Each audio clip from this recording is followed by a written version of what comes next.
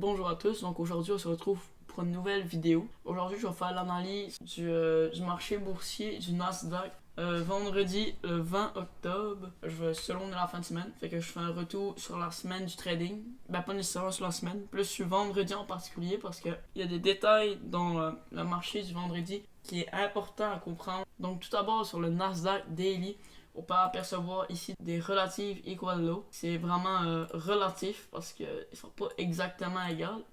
Sauf que là c'est encore une confirmation de plus pour qu'on aille les chercher parce que le plus bas, c'est lui du début. Fait que lui là, a pas réussi à aller prendre cette mèche-là. Fait que c'est vraiment une zone importante à aller chercher pour si on veut monter vers le haut. Puis le marché, ça paraît quand même qu'il veut monter par le haut parce que, regardez, premièrement, la tendance. On peut apercevoir vraiment une tendance plutôt baissière. Puis la tendance baissière, elle va tout le temps chercher des niveaux. Fait que son but, d'après moi, c'est au moins d'aller chercher ces niveaux-là pour ensuite peut-être repartir vers les plus hauts qu'on avait fait. C'était en quelle année? C'était en 2022, en 2020, fin 2021, début 2022. Ces niveaux-là qu'on avait créés. Je pense qu'on va aller chercher ces niveaux-là qu'on avait déjà créés autrefois, qui sont les plus hauts du marché. Puis là, en ce moment, on était vraiment dans une tendance baissière. Puis avant de repartir, il faut aller prendre la liquidité. Puis prendre la liquidité, c'est soit dans un fair value gap, soit dans quelque chose. Et c'est toutes les fair value gap, comme vous pouvez voir, il a comme été bouché là, un peu. Lui a été pris par lui. Après ça, lui a été pris par lui ici. Puis toutes les fair value gap sont venus se faire prendre à mesure. On pouvait s'attendre à ce qu'on s'en aille chercher ces equal low ici. Puis comme on peut le voir, on n'est pas venu encore les chercher. Fait que ça va être important à voir la semaine prochaine si on va les chercher. Les scénarios possibles, c'est soit qu'on revient chercher le fair value gap qu'on a créé ici, le jeudi, vendredi, avant de repartir ici. Puis peut-être qu'on aurait comme une espèce de vendredi haussier, ou je sais pas exactement ce qui va se passer. Peut-être aussi qu'on va directement pas chier vers le bas pour ensuite que la semaine soit plus haussière. Donc ça c'est tout à voir un peu, puis à attendre des bonnes confirmations en low time frame. Parce que c'est comme je vous dis, ça peut partir d'un bord ou l'autre en début de la semaine prochaine. Admettons qu'on descend sur le 4 heures, il y avait ces lots là très importants à les prendre aussi. Ici on les a pas pris. Mais ce qu'il faut savoir, c'est que ici on est sur on est sur Oanda, qui est un marché de Forex. Puis si on va sur un vrai marché de futur, dans le fond, c'est plus le NQ ici, de CME. Puis ici, on peut apercevoir qu'on est venu le prendre. C'est exactement le même marché, mais sauf que c'est plus en lien avec le Forex. Tandis que on est venu le prendre. Puis là c'est sur du 4 heures, je vous le rappelle, les deux sont sur du 4 heures. Les marchés sont très similaires. Sauf qu'il faut savoir que lui, du Forex, a beaucoup plus de volatilité que lui, de volatilité, de volume, qu'on peut dire. Puis c'est ça. Fait que ça, c'était une zone très importante à aller prendre. Puis comme on peut apercevoir, ici, là, dans lui des marchés des futurs, on peut apercevoir que ça, c'était dans la matinée, je pense, parce que là, on est sur du 4 heures. On est venu vraiment le toucher au pips près avant de venir le reprendre plus tard dans l'après-midi. Je vais peut-être vous expliquer qu'est-ce que le marché a fait, puis les trades qu'on aurait pu prendre. Mais c'est ça. Fait que là-dessus, je vais vous les montrer sur le Nasdaq de Forex, dans le fond. Parce que le Forex a beaucoup plus de volatilité. C'est là-dessus que je trade. Mais sinon, ça pourrait être une option aussi de checker ça là-dessus. Sauf que moi, j'utilise une firme qui est attachée, qui est comme reliée, si on peut dire, au marché du Forex. Fait que, genre, quand je fais mes analyses, le marché, il va être comme ça sur mon MT5 plutôt que comme ça. Fait que mon analyse, je la fais là-dessus. Mais c'est là qu'on peut apercevoir qu'il y a beaucoup de liens entre les marchés. Comme ça, c'est le marché NQ des indices. C'est le marché NQ aussi. NQ, c'est Nasdaq.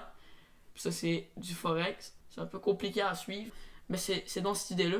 Pour pas apercevoir aussi que le S&P 500, lui aussi, il suit beaucoup les mêmes patterns, un peu, si on peut dire, que les autres. Et lui aussi, on est vraiment dans une tendance baissière. Là, on est sur du 4 heures. Si on constate ici, là, ça se ressemble vraiment beaucoup. Là. Le marché du Nasdaq ici avec ce marché-là, ça se ressemble vraiment beaucoup. Fait que c'est pas mal ça. Fait que là-dessus, on va faire notre analyse sur le Nasdaq du Forex, mais relié au marché du Forex. On va descendre premièrement en H1. En H1, il y a peut-être des affaires à voir, mais en tout cas, c'est pas ce qui est le plus important. L'important, c'est vraiment ça. C'est que dans la journée, on va sûrement faire de la manipulation, comme par exemple ici, pour venir prendre de la liquidité des retail traders pour ensuite faire le vrai mouvement. Puis nous, c'est là-dessus qu'on peut se placer, mais on peut aussi se placer dans la manipulation si on est assez prudent. Puis ça, le vrai mouvement, c'est pour venir chercher la vraie zone qu'on va aller chercher. Mais ça que je vais vous expliquer, on peut quand même prendre un trade en buy, même si notre direction qu'on va aller c'est en sell, etc. C'est juste une question de prudence, une question de logique dans tout ça. Ici, on aurait pu checker des affaires, sauf que là, ben, présentement, il n'y a pas de trade à prendre. C'est surtout pour revoir le marché. Fait que je vais descendre directement en M1, puis au pire, on va remonter, puis je vais vous expliquer les choses. Mais déjà, en M1, là, bon, la journée du 20 octobre, ça commence aux alentours d'ici. Fait que déjà, on peut apercevoir que c'est pas les meilleurs moments, là, mais ça reste pareil. Ici, vers 4h puis tout du matin, on vient tout prendre la liquidité qu'on avait fait. On est venu rebalancer un peu le mouvement ici, les trades qu'on aurait pu prendre. Puis même ici, on est venu chercher la liquidité qu'on avait créée dans le début de la nuit. C'était 21h. On est venu chercher la liquidité du soir de la veille ici. Le trade qu'on aurait pu prendre. Je vais vous en montrer deux. Fait que premièrement ici, prendre prise de liquidité. Ici BOS, bougie dominante. Ici, fair value gap. On aurait pu rentrer directement sur elle. Ben là, c'était un retest, là, fait qu'on aurait pu rentrer si on aurait raté la première. Mais dans elle qu'on aurait vraiment dû rentrer, ça serait la première qui est venue tester le fair value gap. Ça, je vais supprimer ça, c'était pour vous montrer la liquidité qu'on est venu prendre. Puis ici, le haut qu'on aurait pu aller chercher, ça aurait été au moins lui. Parce que c'est le premier vraiment pic, là, le U là, ici, qu'on est venu faire. Fait que ça aurait été la liquidité la plus proche à aller chercher, mais c'était pas ça que je vous dis. C'est pas vraiment dans les meilleures heures. C'est vraiment plus un modèle qu'un trade. Ben, parce qu'on aurait pu le prendre. Et tout est logique là-dessus, mais c'est pas nécessairement dans les bonnes heures. Là. Sauf que c'est ça, ça a quand même donné un risque de 2 pour 66. De l'autre bord, puis de l'autre bord, c'est ça. Ici, on avait tout créé ces hauts-là, puis tout. Ici, on est venu les prendre. Puis ici, le premier setup qui a vraiment été créé depuis qu'on a créé la liquidité, c'est ce move ici. Donc, on crée un haut, on crée des fair value gap. Ici, on a notre BOS, puis même on a un autre BOS ici même. Le BOS, ça augmente les probabilités qu'on soit dans un retournement de tendance. Fait que ça, c'est compliqué un peu à comprendre, mais c'est pour ça que je vous conseille d'écouter d'autres vidéos sur le SMC puis les stratégies ICT pour mieux comprendre. Mais ici, je peux vous aider à vous montrer des setups, des entrées qu'on aurait potentiellement pu prendre durant la semaine puis tout. Fait ici, on avait un BOS. Puis ici, t'es rendu là, on est sur une minute. On aurait pu s'attendre à une entrée. Fait qu'on prend notre Fibonacci. Puis un coup qu'on est à peu près là, on s'en va là-dessus. Puis là, il faut savoir que, là, c'est important à savoir, là, cette bougie-là, elle est avant celle-là. Là. Ça, c'est important à comprendre que cette bougie-là, ici, là, elle est avant celle-là. Puis là, ici, on avait deux fair value gap. Fait que vous pouvez me demander c'est dans lequel qu'on aurait rentré. Puis là, mais ça avait surtout rapport avec la zone des 50%, comme on peut voir ici. Parce que on rentre dans le fair value gap. Ben pas le plus proche, c'est en dessous de la zone des 50%. Fait que là, on aurait rentré sur lui. Lui, on aurait pu rentrer en cas qu'il remonte. Mais il aurait été moins à risque d'être pris. On rentre comme ça ici avec un stop loss en haut. Puis on aurait pu viser ces bas ici. Mais comme on peut le voir, ça a pris vraiment beaucoup de temps. Puis ce qu'il faut jamais oublier de faire là aussi, c'est que là je l'ai pas montré dans les autres parce que c'est du passé, mais c'est très important à faire là. Utiliser son Fibonacci. Puis aller où la fameuse zone des 50%. Puis ici, elle était Elle était ici, là, la ligne rouge, la ligne des 50%. Puis le fair value gap le plus proche de la zone des 50% qui n'a pas été comblé, il est vraiment minuscule, là. Mais c'est lui ici. Je sais pas si vous le voyez bien. C'est lui qui n'a pas été comblé. Dans la zone en dessous des 50%. Entre 50 et 62, c'est pas mal là que vous allez avoir les meilleures rentrées ou sorties possibles. On aurait pu user une bonne target. Puis ici, ça nous aurait donné un risque de 1.83. Puis ça aurait pris exactement 35 minutes, 32 bords. C'est un peu long, mais c'est de la patience. Il y a des trades bien plus beaux que ça. Mais ça aurait été un exemple de bon trade à prendre. Tout était là pour le prendre. Fait que c'était un bon trade à prendre. Là, on construisait un peu la journée. Il faut tout le temps garder à l'esprit qu'on a la probabilité d'aller vers le bas est plus grande que celle d'aller vers le haut. Fait que c'est pour ça qu'on va surtout privilégier des moves qui vont vraiment haut rapidement. Puis qui font le setup d'entrée parfait pour un sell. Ça, c'est les meilleurs moves. Comme par exemple, ici, ça en aurait été un bon. Là. Ce move-là ici, ce swing high là, il aurait été très bon. Sauf que l'entrée n'aurait pas été possible vu qu'on n'est pas revenu dedans. Mais c'est ça. Ici, on avait des relatives equal high. Ici, on avait notre BOS était vraiment bas. C'est pour ça qu'il aurait fallu qu'on vienne le prendre à partir d'ici pour qu'on remonte ensuite à la zone des 50%. Fait que ça aurait été comme ce fair value gap là qu'on avait pris. Mais il aurait fallu que le marché remonte à partir d'ici. Fait que je sais pas si vous comprenez, c'est un peu dur à suivre. Mais c'est parce que tant qu'on n'a pas de BOS de prix, il n'y a rien qui nous indique que le marché est propice à aller vers notre bord, dans le fond. On peut le prendre pareil, mais ça serait un peu une erreur dans notre stratégie actuelle. Et ça ici, le fair value gap, il se faisait pas prendre en mesure. Le marché vient fait de chier vers le bas. Caché ce trade-là. Ici, on a notre BOS. Et puis c'est compliqué à suivre tellement qu'il y a de bougies là-dessus. Notre BOS est ici. Notre fair value gap créé est ici. Puis ici, c'est ça, on vient te chercher. Avec notre entrée, elle aurait pu être sur cette mèche-là. Ou par ici. Là, ça va donner comme un peu ça, n'importe où. Notre stop loss en haut ici. Puis on aurait visé ces bas-là ou celui-là.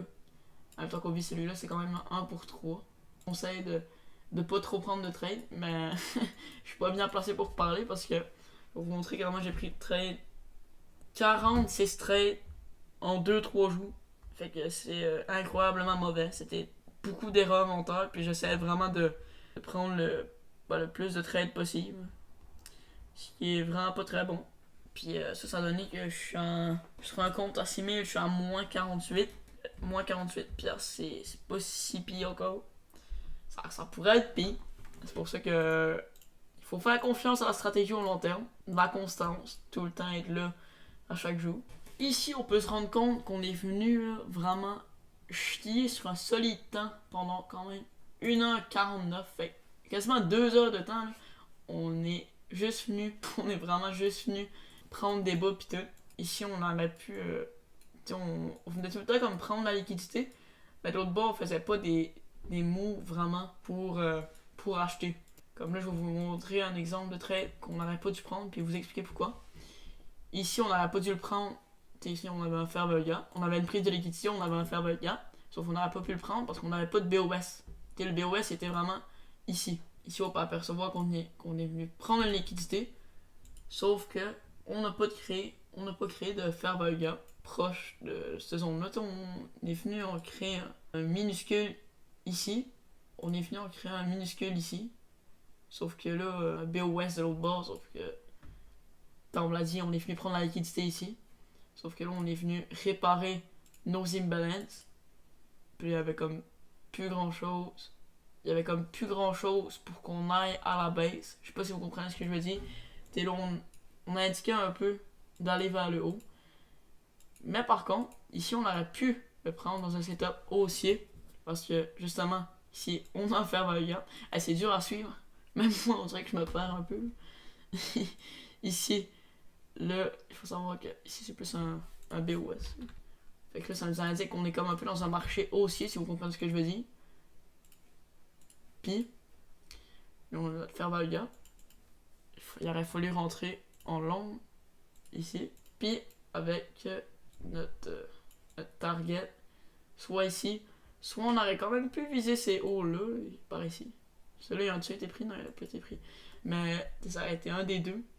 Puis, le marché a vraiment parti assez vite de notre bord ensuite. Là. Mais ça aurait vraiment, à la limite, même si on vise ici avec lui, là, c'est quand même un très bon move de 1.19.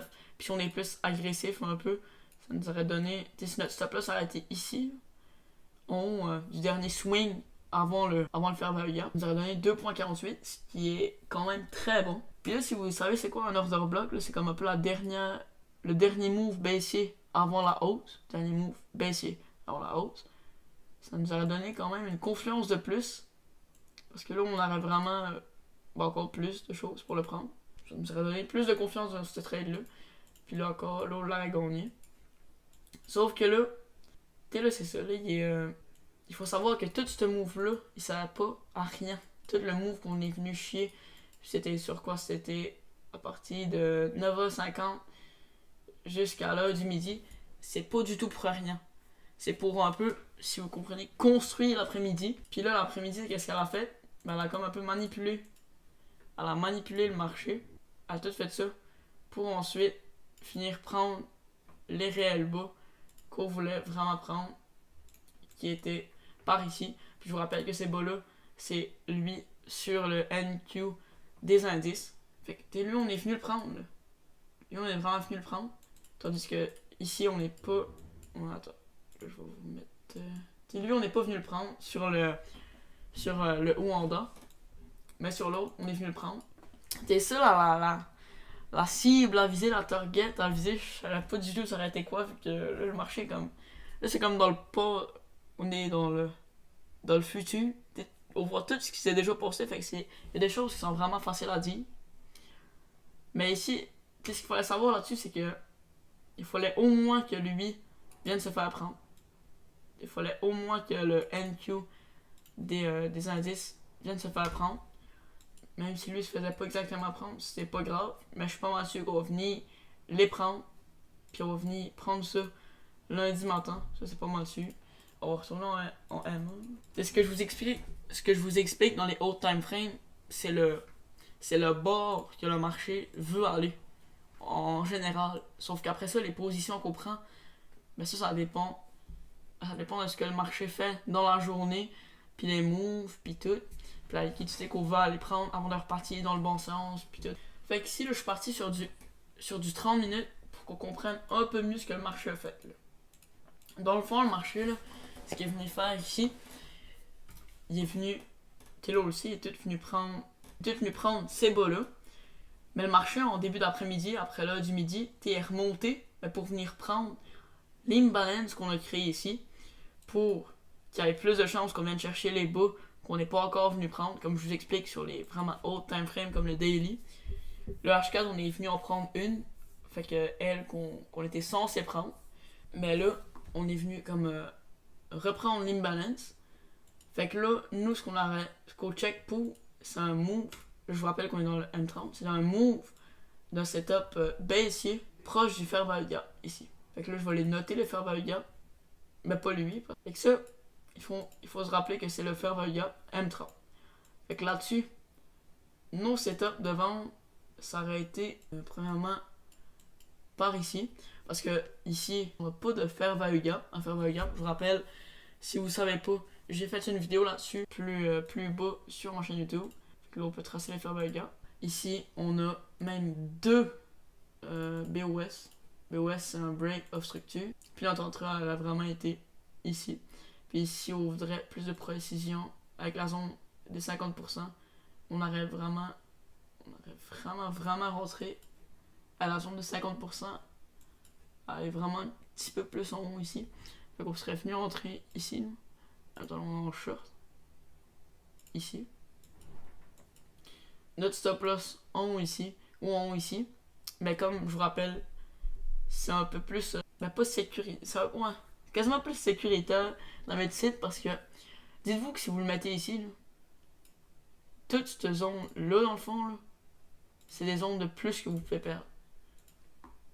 pas si vous comprenez. Fait c'est un peu plus normal de le mettre ici, mais en même temps, ici, ça se peut qu'on vienne, en le mettant ici, ça se peut qu'il y ait une mèche qui vienne juste ticker notre, au pips près, toucher notre stop loss, puis après ça, le marché retourne vers le bas, puis ça soit totalement normal. Mais c'est pour ça que dans le meilleur des mondes, on est un peu tout le temps devant notre graphique quand on prend un trade, mais c'est pas tout le temps ce qu'on peut faire. C'est ce qui est dommage. Mais c'était plus pour l'entrée, la zone de 50% qu'on regarde ça. Ici, notre target, là, elle aurait été très importante vu qu'elle aurait pu être juste ici. Qui nous aurait donné un risque quand même assez excellent de 4,53. Là, c'est sûr que, comme j'explique tout le temps, c'est déjà fait ce move-là. C'est facile à dire. Mais tout de même, il y avait beaucoup de choses qui prouvaient qu'on avait de bonnes chances d'aller vers le bas sur les hauts time frames. Moi, c'est pas du tout les trades que j'ai pris.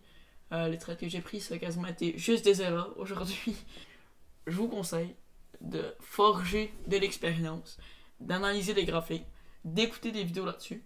Même si c'est pas les miennes, c'est très important d'écouter des vidéos qui récapitulent ce que le marché a fait pour se donner plus de confiance, se donner plus d'idées de trade, des idées en tout cas.